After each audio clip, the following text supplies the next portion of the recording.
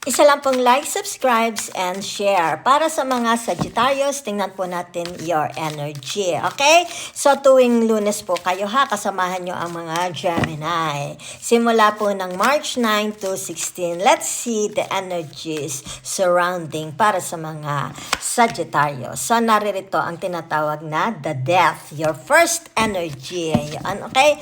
So, ibig sabihin ito yung tinatawag na pagbabago, a new beginning. Yan cleansing. Yan yung tinatawag na liberation from purgation. Okay? Yan. Ano itong mga nararanasan ninyo, di ba? Yan, may mga away ba? Meron bang tinatawag na kalungkutan, di ba? O kaya bankruptcy, di ba? O kaya yung tinatawag na kalunos-lunos, di ba? Okay. So, let's see your next energy. Ito yung tinatawag the magician, di ba? Okay, so it's about creativity. Yan nagiging very, very creative na kayo, di ba? Yan. So it's more about action power para sa tinatawag na pagbabago. Yan, di ba? Alam naman ninyo pag sinabing the death, di ba? Yan yung tinatawag na phoenix rising from the ashes, di ba? It's about your will power para mabago ang iyong kapalaran, ang iyong buhay, ang iyong karir, ang iyong marriage, di ba? Yan, para mabago, mabigyan mo ng maganda kinabukasan ang iyong pamilya, ang iyong mga anak, di ba? Yan.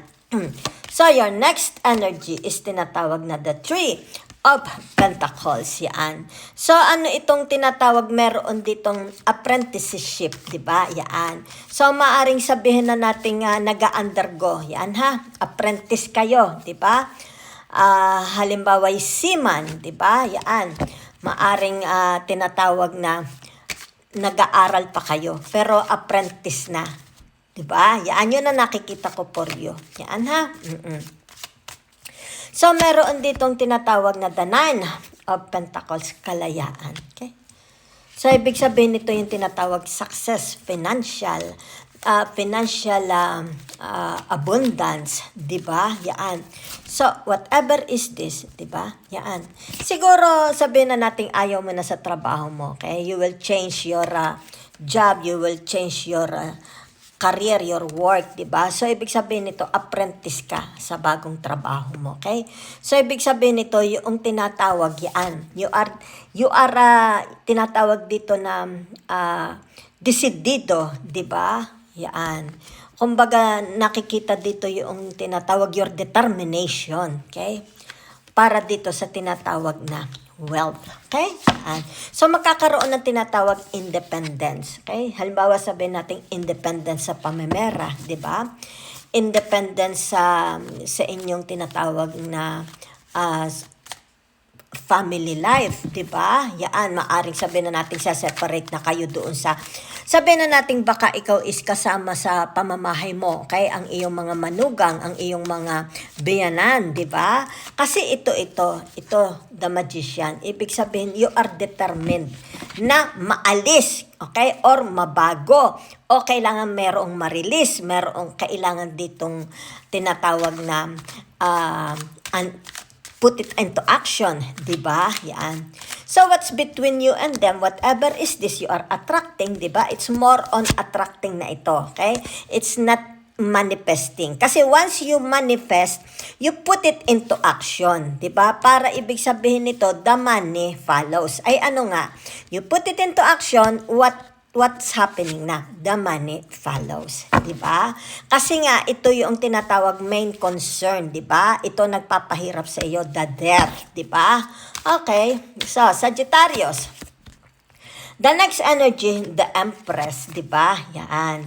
So, ibig sabihin nito yung tinatawag na it's about your fertility, okay? Yan. Ito man is meron ditong motherhood, di ba? Meron ditong tinatawag na love, wealth, di ba? Properties, di ba?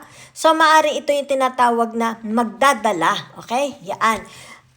Maaring ito'y inheritance, di ba? Yan. Maaring ito yung tinatawag na ito yan they admired you, di ba?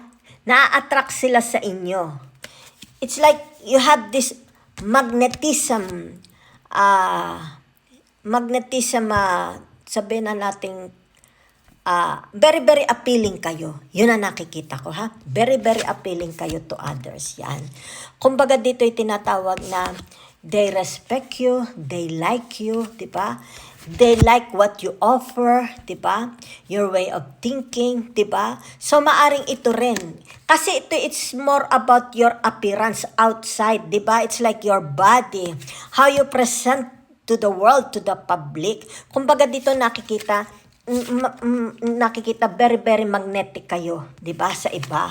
So, ibig sabihin nito yung tinatawag lapitin. Kaya dito, kung halimbawa, sabihin na natin, maduming hitsura mo, di ba? Lumabas ka ng bahay, hindi ka nagsusuklay ng buhok. Who will come to you? Di ba? Sabihin mo naman, abogado ho ako. Tapos nakita ka, halimbawa, meron kayong mga kliyente. Halimbawa, dito, kliyente ha. Okay. So, halimbawa, sabihin natin, nagbukas ho ako ng opisina, abogado, Maria. Di ba? O sige, punta ang mga tao. Di ba? So, ibig sabihin nito, pag nakita ka, basta pumasok sa loob sa iyo, ano makikita nila? Unang makikita nila sa iyo, di ba? Eh di ikaw, how you present yourself, di ba? Kung halimbawa sabihin na natin, ano ka namang abogado yan? Eh, naku, baka naman tayo matalo eh. Sabi, di ba? Eh, hindi pa mukhang hindi naghihilamos eh. Eh, samantalang kung ikay, ako po is abogado, di ba? Ito po ang aking specialization. Kasi punta sa iyo. Kumbaga dito, gusto ko ito si Sagittarius na ito. Kita mo naman, from head to toe, napakalinis, planchado ang damit. Talaga namang hindi nakibo ang kanyang buhok, ang sapatos, talaga namang kintab na kintab. Diba? So ano itong pinapresent mo? What you are showing to others, to public, social media, to the world, diba?